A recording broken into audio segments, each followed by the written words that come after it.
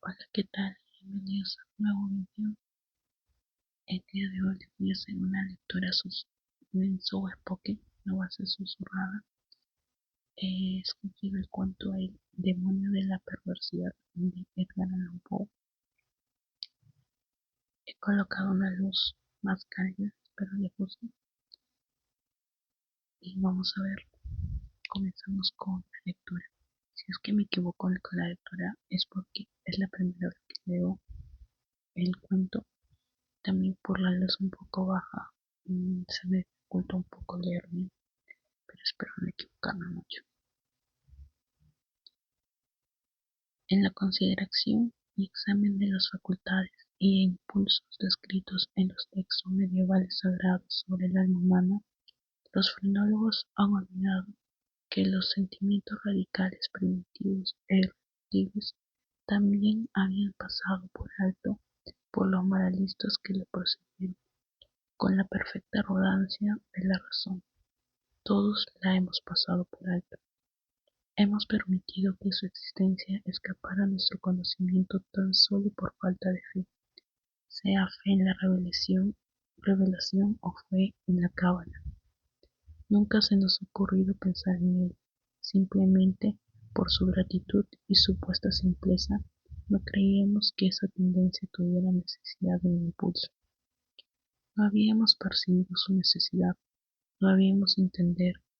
Es decir, aunque la noción de este primo inmóvil libro sagrado se hubiese introducido por sí mismo, no podíamos entender de qué modo era capaz de actuar para mover las cosas humanas, temporales y eternas. No es posible negar que la fenología y en gran medida toda la metafísica ha sido elaborada a priori. El metafísico y el lógico, más que el hombre que piensa o el que observa, se ponen a imaginar designios de Dios, a dictarle propósitos. Habiendo sondeado de esta manera a gusto las intenciones de Jehová, construyen sobre sus intenciones sus innumerables sistemas mentales. En materia de frenología, por ejemplo, hemos determinado, primero, por lo demás era bastante natural hacerlo, que entre los designios de la divinidad se contaba el que el hombre comiera.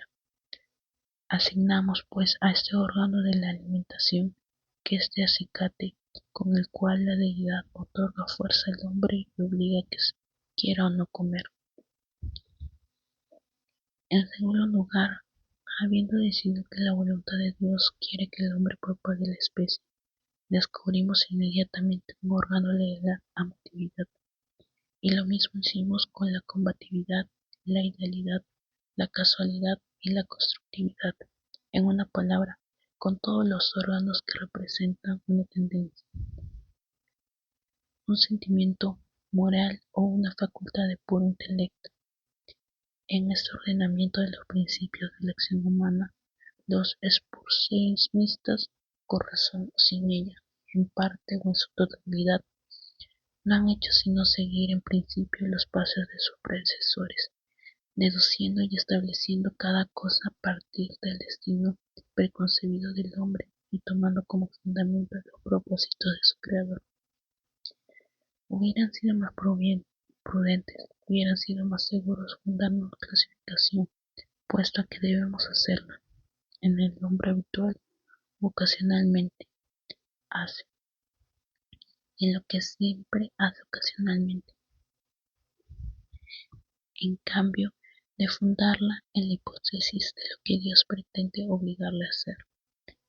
Si no podemos comprender a Dios en sus obras visibles, ¿cómo lo comprenderíamos en los inconcebibles pensamientos que dan la vida a su obra? Si no podemos entenderlo en sus criaturas subjetivas, ¿cómo hemos de comprenderlo en sus tendencias esenciales y en las fases de la creación?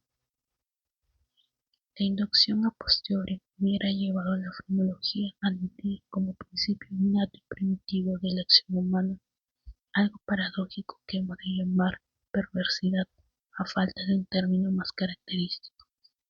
En el sentido que le doy, es en realidad un móvil sin motivos, un motivo no motivado. Bajo sus incitaciones actuamos sin objeto comprensible, Si en eso se considera una contradicción en los términos, podemos llegar a modificar la proposición y decir que bajo sus incitaciones actuamos por las razones que no deberíamos actuar. En teoría, ninguna razón puede ser más irrazonable, pero de hecho, no hay ninguna más fuerte. Para ciertos espíritus, en ciertas condiciones, llega a ser absolutamente irresistible. Tan seguro como que respiro, sé que la seguridad de Tan seguro como que respiro, sé que la seguridad de la equivocación o el error de una acción cualquiera reside con frecuencia en la fuerza irresistible, la única que nos impide a su prosecución. Esta invencible tendencia a hacer el mal por el mal mismo no admitirá análisis o resolución en ulteriores elementos. Es un impulso radical, primitivo, elemental. Se dirá, lo sé, que cuando persistimos en nuestros actos porque sabemos que no deberíamos hacerlo, nuestra conducta no es sino una modificación de la que comúnmente provoca la compatibilidad de la frenología. Pero una mirada mostrará la falacia de esta idea. La combatividad, a lo largo se refiere a la frenología, tiene por esencia la necesidad de autodefensa. Es nuestra salvaguardia contra todo daño. Su principio concierne a nuestro bienestar, y así el deseo de estar bien es excitado al mismo tiempo de su desarrollo. Se sigue que el deseo de estar bien debe ser excitado al mismo tiempo para algún principio que será una simple modificación de la compatibilidad. Pero en el caso de que esto llamáramos perversidad, el deseo de estar bien no solo se manifiesta, sino que existe un sentimiento fuertemente antagónico. Si se apela al propio corazón, se hallará, después de todo, la mejor réplica a la sofistería que acaba de enseñarse. Nadie que consulte con sinceridad su alma y la someta a todas las preguntas estará dispuesto a negar que esta tendencia es absolutamente radical. No es más incomprensible que característica. No hay hombres vivientes a quien en algún periodo no le haya atormentado, por ejemplo, un vehemente deseo de torturar a su interlocutor con circunloquios. El que habla advierte el desagrado que causa. Tiene toda intención de agradar, por lo demás es breve, preciso y claro. El lenguaje más lacónico y más luminoso lucha por brotar de su boca. Solo con dificultad refrena su curso, teme y lamenta la cólera de aquel a quien se dirige. Sin embargo, se le ocurre la idea de que puede engendrar esa cólera con ciertos incisos y ciertos paréntesis. Este solo pensamiento es suficiente. El impulso crece hasta el deseo hasta el anhelo hasta una ansia incontrolable, y el ansia, con gran pesar y mortificación del que habla, y desafinado todas las consecuencias, es consentida. Tenemos ante nosotros una tarea que debe ser cumplida velozmente. Sabemos que la demora sería ruinosa. La crisis más importante de nuestra vida exige a grandes voces energía y acción inmediata. Ardemos, nos consumimos de ansiedad por comenzar la tarea y en la anticipación de su magnífico resultado, nuestra alma se enardece. Tiene que ser emprendida hoy y sin embargo la dejamos para mañana. ¿Y por qué? No hay respuesta, salvo que sentimos esa actitud perversa, usando la palabra sin comprensión del principio. El día siguiente llega y con él una ansiedad más impaciente por cumplir con nuestro deber.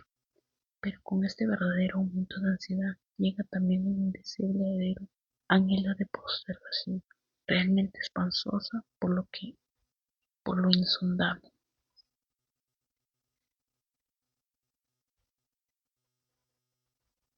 Este anhelo cobra fuerza a medida que pasa el tiempo.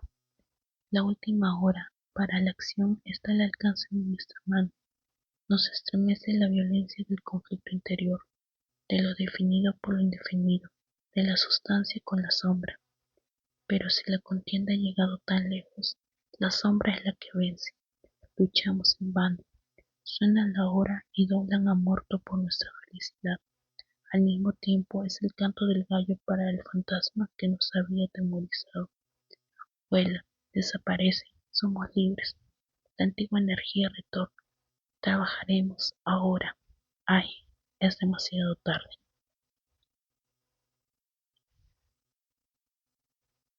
Estamos al borde de un precipicio. Miramos el abismo, sentimos malestar y vértigo. Nuestro primer impulso es retroceder ante el peligro. Inexplicablemente nos quedamos. En lenta graduación, nuestro malestar y nuestro vértigo se confunden en una nube de sentimientos inefables.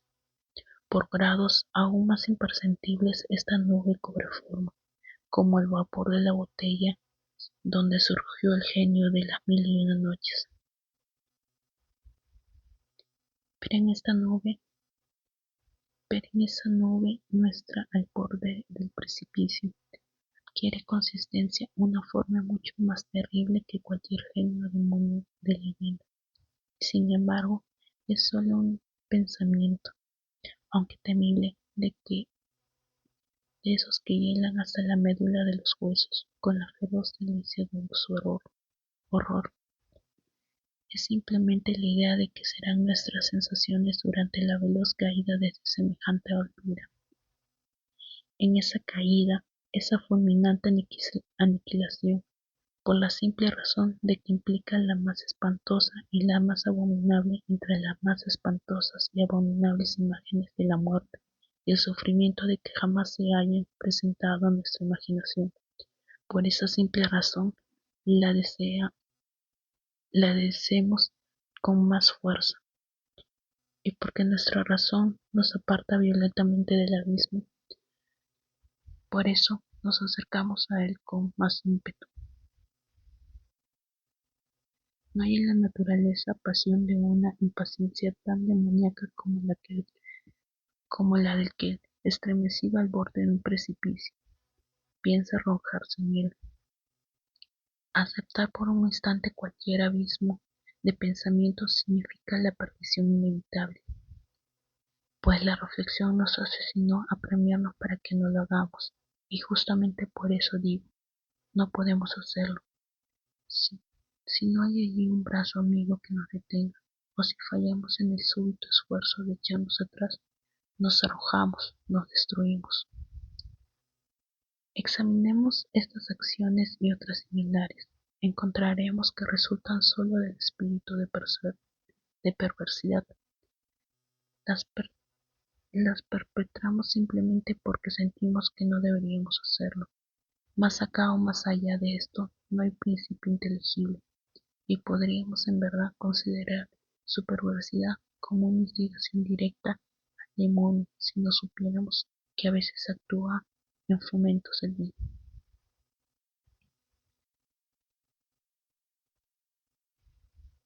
He hablado tanto que en cierta medida puedo responder a nuestra pregunta, puedo explicarnos por qué estoy aquí, puedo mostrarnos alguna que tendría por lo menos una débil apariencia de justicia en estos grillos y esta celda de condena que ocupo. Si no hubiera sido tal prolijo o me hubieras comprendido, o como la chusma me hubieras considerado loco, ahora advertiréis fácilmente que soy una de las miserables víctimas del demonio de la perversidad. Es imposible que acción alguna haya sido preparado con más perfecta deliberación. Semanas, meses enteros, medité en los medios de asesinato. Rechacé mil planes porque su realización implicaba un chance de ser descubierto. Por fin, leyendo algunas memorias francesas, encontré el relato de una enfermedad casi fatal sobrevenida al Madame Picaro. por obra de una vela accidentalmente envenenada.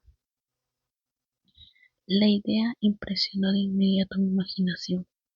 Sabía que mi vida tenía la costumbre de leer en la cama. Sabía también que su habitación era pequeña y mal ventilada. Pero no necesito fatigaros con detalles impertinentes. No necesito describir los fáciles artificios mediante los cuales sustituí en el candelero de su dormitorio la vela que allí encontré por otras de mi fabricación. A la mañana siguiente lo hallaron muerto en su lecho, y el veredicto del coronel fue: muerto por voluntad de Dios. Heredó su fortuna y todo anduvo bien durante varios años. Ni una sola vez cruzó por mi cerebro la idea de ser descubierto. Yo mismo hice desaparecer los restos de la brujía fatal. No dejé huellas ni una pista por la cual fuera posible acusarme o siquiera hacerme sospechoso del crimen. Es inconcebible el magnífico sentimiento de satisfacción que hacía en mi pecho cuando reflexionaba de mi absoluta seguridad. Durante un periodo muy largo me acostumbré a deleitarme en ese sentimiento. Me proporcionaba un placer más real que la ventana simplemente materiales derivados de mi crimen. Pero sucedió, por fin, una época en la que el sentimiento agradable llegó.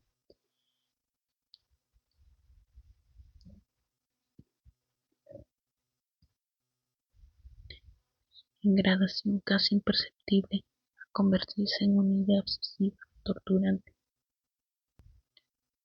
torturantemente por lo obsesiva. Apenas podía librarme de aquella por momentos. Es harto común que nos fastidie el oído, o más bien la memoria, el machacón estribillo de una canción vulgar o algunos compases triviales de una ópera. El martirio no sería menor si la canción en sí misma fuera buena, o el aria de la ópera Vittorio. Así es como, al fin, me descubría permanentemente pensando en mi seguridad y repitiéndome en voz baja la frase: estoy a salvo. Un día, mientras deambulaba por las calles, me sorprendí en el momento de murmurar casi en voz alta las palabras acostumbradas.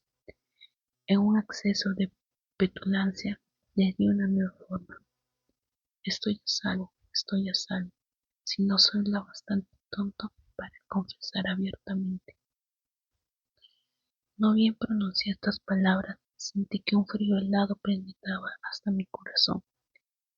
Tenía alguna experiencia en estos accesos de perversidad, cuya naturaleza es pecado, no sin cierto esfuerzo, y recordaba que en ningún caso había resistido con éxito sus embates, y ahora la casual insinuación de que podía ser lo bastante tonto para confesar el asesinato del cual era culpable se enfrentaba conmigo como la verdadera sombra de mi asesinato y me llamaba a la muerte. Al principio hice un esfuerzo para sacudir esa pesadilla de mi alma. Caminé vigorosamente, más rápido, cada vez más rápido, para terminar corriendo. Sentía un deseo enloquecedor de gritar con todas mis fuerzas. Cada ola sucesiva de mi pensamiento me abrumaba de terror, pues, ay, yo sabía bien, demasiado bien, que pensar en mi situación era estar perdido. Aceleré aún más el paso. Salté como un loco por las calles atestadas. Al fin, el populacho se alarmó y me persiguió. Sentí entonces la consumación de mi destino. Si hubiera podido arrancar la lengua, lo habría hecho, pero una voz ruda sonó en mis oídos. Una mano más ruda se aferró por el abdomen. Me volví, abrí la boca para respirar. Por un momento experimenté todas las angustias del ahogo. Estaba ciego, sordo y aturdido. Y entonces algún demonio invencible, pensé, me golpeó en su ancha palma en la espalda. El secreto largo tiempo prisionero irrumpió mi alma. Dicen que hablé con una gran claridad, pero con marcado énfasis y apasionada prisa, como si tuviera una interrupción antes de concluir las breves defensas para frases que me entregaban al verdugo y al infierno. Después de haber revelado lo que es necesario para la acusación judicial, caí en tierra, consternado y desvanecido. Pero ¿para qué diré más? Hoy tengo estas cadenas y estoy aquí. Mañana estaré libre. Pero, ¿dónde? Espero les haya gustado esta lectura. Me ayudaría mucho dándole like, comentando y suscribiéndose a mi canal. Por favor, dígame qué tal les pareció el